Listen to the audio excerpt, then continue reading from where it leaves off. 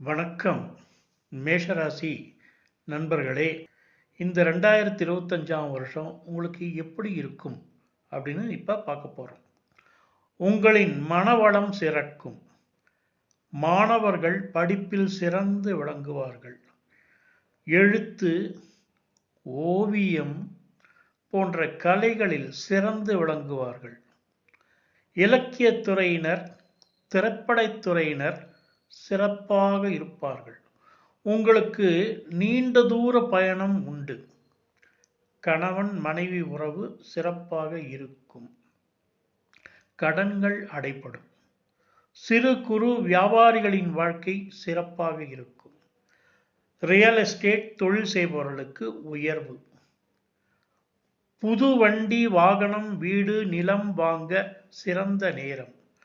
அனைத்து தடைகளையும் களைந்து முன்னேற்றம் ஏற்படும்.